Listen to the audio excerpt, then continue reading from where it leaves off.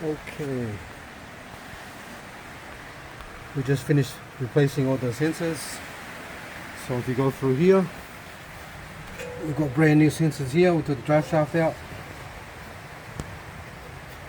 Can you zoom in? That's the brand new sensor there. You got one is engine speed and one is number one. So look closely from this side here.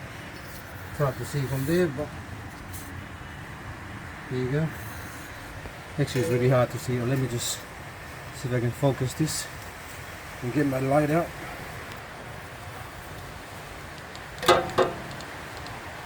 See there? If I get the light there, I can actually, there you go.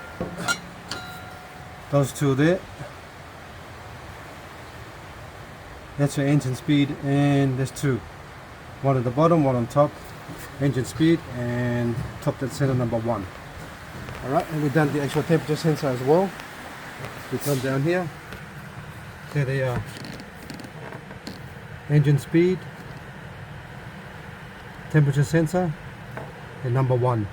TDC is the bottom one there. The bracket comes through there. And now we're going to start it up. Let's see what happens. Alright, start up.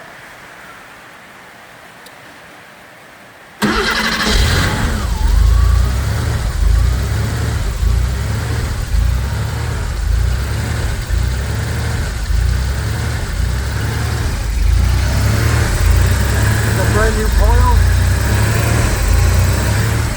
Got a brand new coil as well. Start off.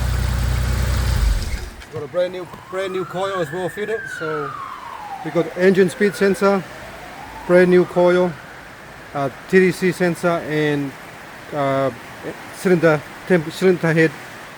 head temperature sensor which has been replaced. All that. So we're gonna start up again.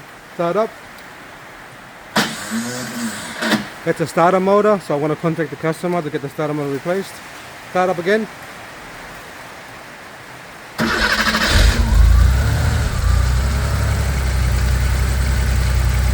So now we're going to leave the car running for about half an hour and then we'll see what happens. Usually we'll run for about 15 minutes and we'll just cut out and die. But the actual starter motor is playing up already, so we're going to might as well get a brand new starter motor and fit it to this car, otherwise we'll keep playing up as well.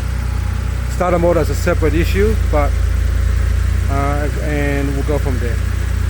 Okay, I'll come back. The time now is